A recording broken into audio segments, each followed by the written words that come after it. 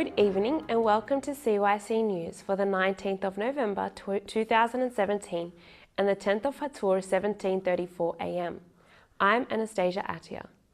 In today's headlines, mass graves of civilians executed by ISIS found. Saudi Arabia to ease Yemen port blockade after international outcry.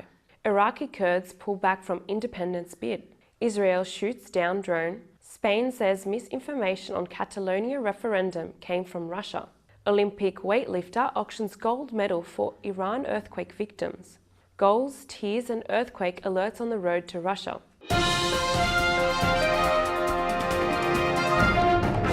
But first to the Middle East, where mass graves containing the remains of civilians executed by ISIS have been found in the disputed Iraqi province of Kirkuk.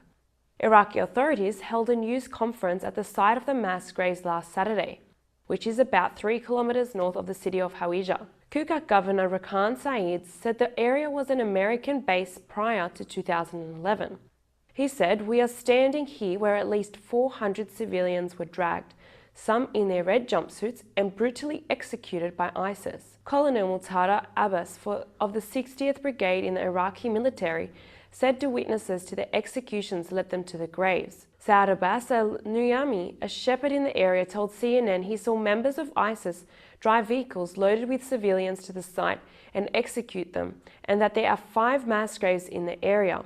The governor of Kirkuk called on the Iraqi government and the Commission of Human Rights to come to the mass grave sites and conduct DNA examinations to identify the victims. Kirkuk is an oil-rich province in the northern part of Iraq. ISIS forces drove the Iraqi military from the capital city of Kirkuk in 2014, and Kurdish forces in turn drove ISIS out of the city, which the Kurds had held for more than 2 years. The Iraqi government ordered Kurdish forces to hand over the city. When the Kurds refused, the Iraqi military moved in and took control of the city in mid-October. The takeover of Kirkuk was ordered by Iraqi Prime Minister Haider al-Abadi, who called on Kurdish Peshmerga forces to cooperate with them. His order came just weeks after a Kurdish referendum for independence claimed Kirkuk as their own. The city, among the most coveted of disputed territories in the region, falls outside the nationally recognized autonomous Kurdish region in the northwest of Iraq. Saudi Arabia is set to ease its blockade on Yemen's ports to allow humanitarian shipments to enter the war-torn country. The Saudi-led coalition fighting Yemen's Iranian-backed rebels closed the ports last week after a missile launched from Yemen was intercepted over the skies of the Saudi capital. The closures prompted an international outcry, with the United Nations describing the move last week as a problem of colossal dimensions. Saudi Arabia's permanent representative to the UN announced in a statement on Monday it would allow all government-controlled ports and airports to reopen within 24 hours.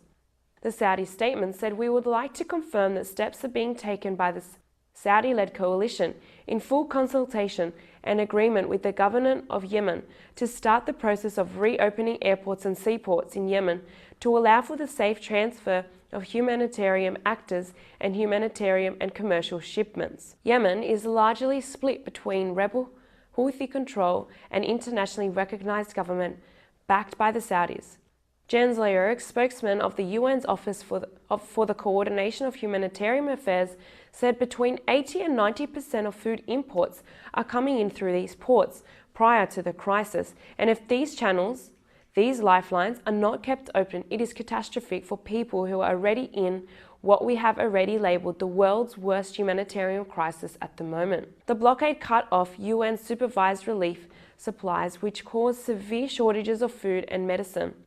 A recent cholera epidemic has been blamed on such shortages.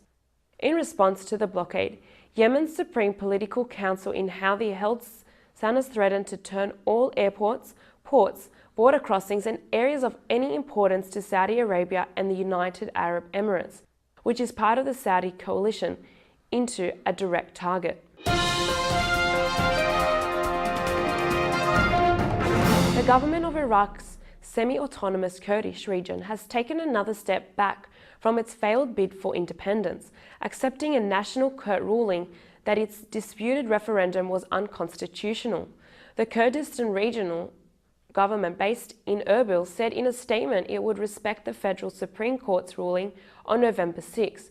It called for talks with the government in Baghdad to resolve tensions over the region's constitutional statutes.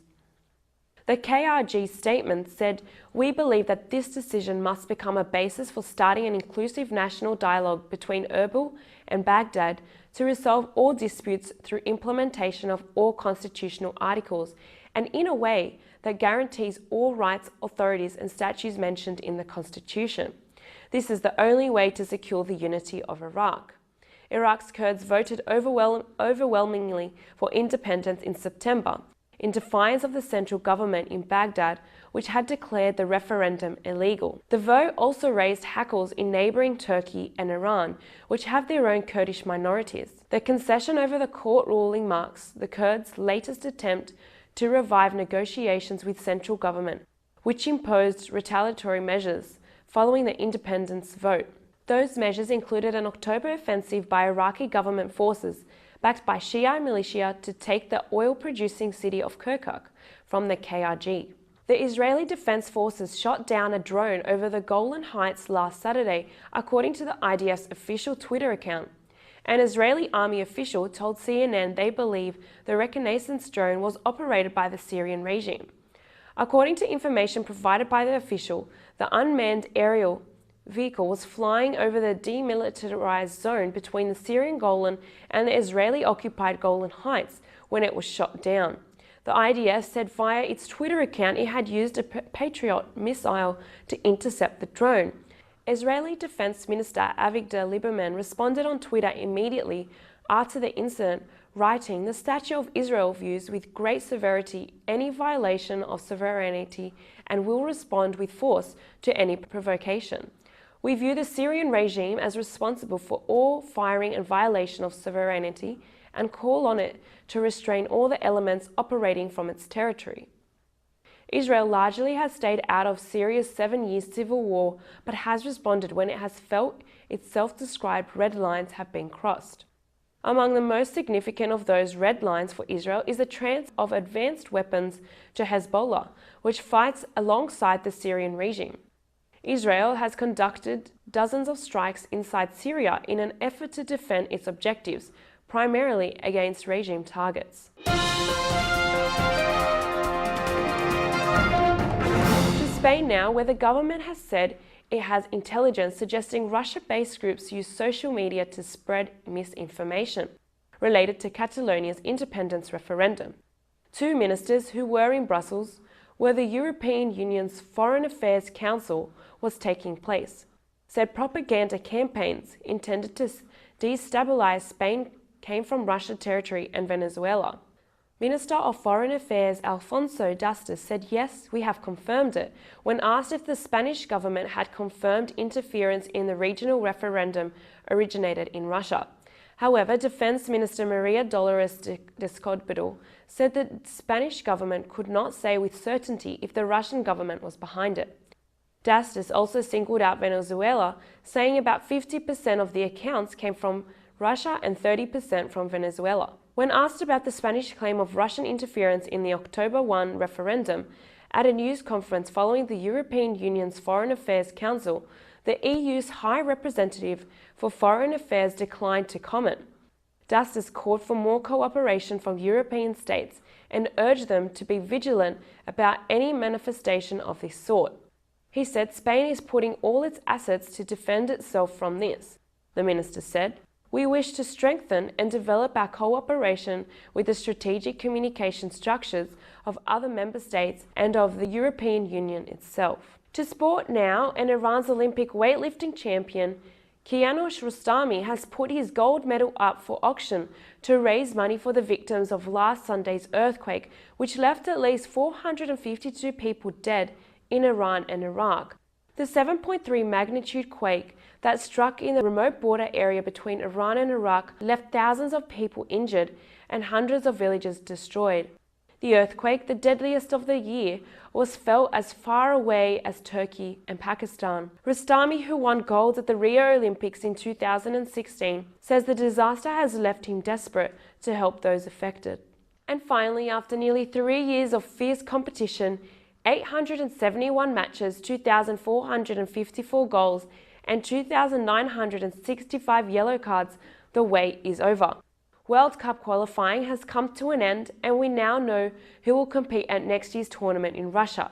On Thursday, Peru became the final team to secure a World Cup spot thanks to a 2-0 win over New Zealand in the second leg of their playoff match, ensuring their qualification for the first time since 1982.